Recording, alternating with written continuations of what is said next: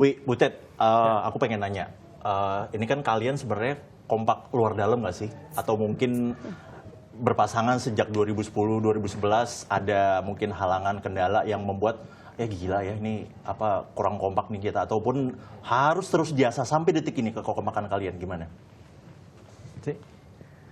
Ya kekompakan ya pasti ada ya dari 2010 kita berpasangannya pasti ada naik turunnya, prestasi juga ada kadang bagus ada kadang turunnya gitu kan sampai terakhir waktu menjelang Olimpiade kita akuin juga kita menurun ya dan itu kita jadikan sebagai apa pelajaran tentang ya salah satunya komunikasi itu tadi.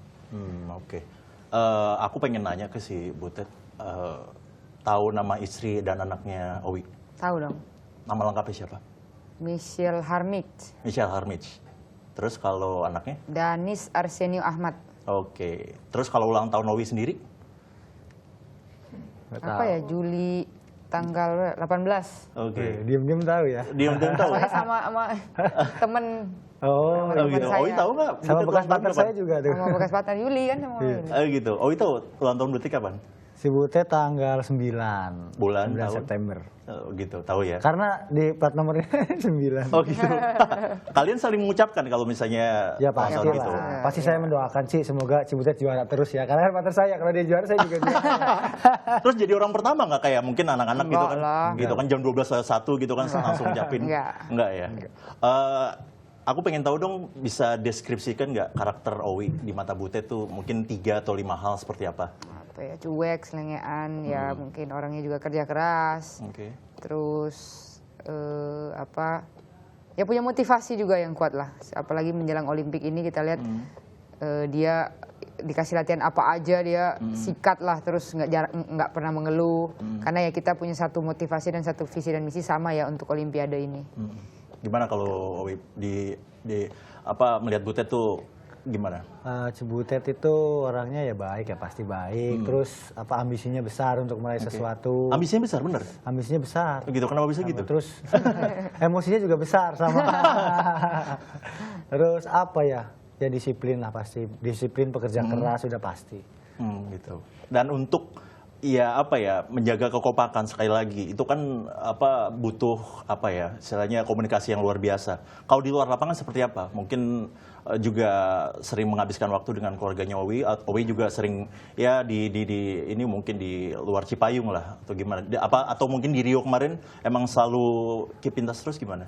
Jarang sih. Mungkin kalau kita lagi ada memang kepentingan untuk tim kita di lapangan baru contoh misal kayak kita lagi lihat video musuh gitu mungkin kita baru bersama terus mungkin kita mau belajar psikolog atau belajar apa dikasih tahu motivator kita baru bersama gitu aja sih di lain itu sih jarang. Masing-masing.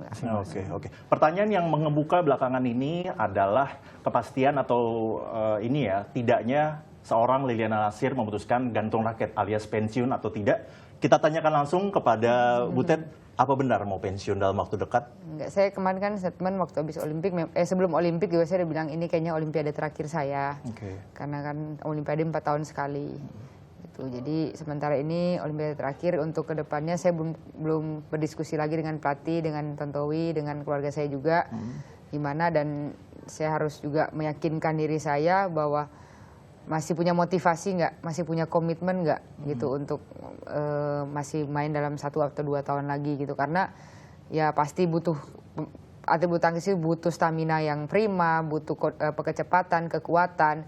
Jadi akan masih mumpuni nggak, apa masih bisa bersaing nggak gitu dengan pemain-pemain muda di tahun-tahun berikutnya. Nah terus dengar-dengar Owi juga belum rela mungkin Butet pensiun, kenapa Owi? Ya apapun nanti keputusan Cibutet ya saya dukung lah. Yang pasti saya sih berusaha menahan Cibutet karena ini kan momennya udah pas gitu. Dan saya ngerasa juga memang kan saya sama Cibutet permainannya tuh udah nemu gitu. Dari cara komunikasi, dari cara kita main kemarin tuh udah nemu gitu. Dari kita belajar sebelum Olimpiade itu kita praktekin di Olimpiade itu sukses gitu.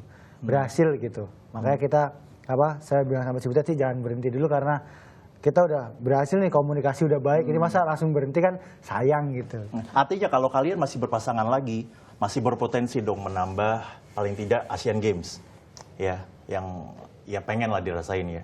Kalau kita buka Google terus Wikipedia kan deretan banyak tuh. All England ada, kejuaraan dunia Iya, ada, Indonesia Open Olimpiade juga. ada. Indonesia Open juga sama. Indonesia Open Super Series lah, sebutin semuanya ada. Rasa lapar, haus kemenangan tuh masih ada nggak sih? Ya, saya pasti masih ada. Contohnya kayak Owi bilang, Indonesia Open juga kita belum pernah Masih juara, penasaran. masih penasaran.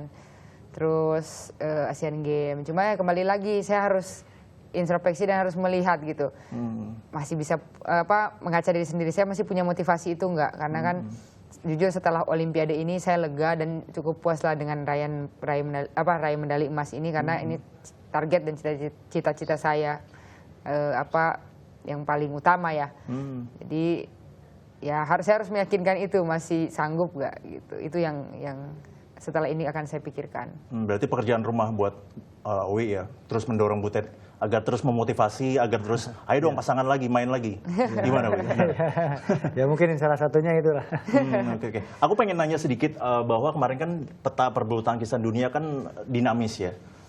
Medali kan hampir rata, kecuali Tiongkok yang dapat 2 medali.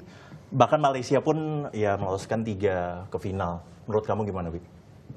Ya menurut saya sih peta bulu tangkis sekarang itu udah merata ya. Buktinya juga Spanyol bisa Betul, juara tunggal Olimpiade putri. ya itu mungkin yang jadi yang jadi sekarang biar kalau orang melihat wah ini bulu tangkis Indonesia sekarang nggak pernah juara, mungkin gitu orang bilang wah ini mundur bulu tangkis Indonesia, mungkin nggak seperti itu, mungkin karena memang negara-negara lain ingin mempelajari bulu tangkis dan menseriusi bulu tangkis Dan sudah merata juga gitu. Jadi nggak melulu kita lihat juga Cina, nggak melulu juga Korea yang negara bulu tangkis, Denmark atau Indonesia. Jadi sudah merata. Kita lihat pemain-pemain Eropa kayak contoh pemain India kemarin yang top ranking bisa kalah sama Ukraina. Terus Hong Kong bisa kalah sama pemain mana tuh? Ya Eropa, yang tidak booming dengan bulu tangkis. Jadi ya sudah merata. Jadi ya harus jadi motivasi juga buat kita juga negara bulu tangkis ya, ibaratnya yang diandalkan, harus terus mencetak bibit-bibit baru, regenerasi harus terus cepat berjalan karena ya kalau semakin jauh jaraknya semakin susah kita mengejarnya. Oke.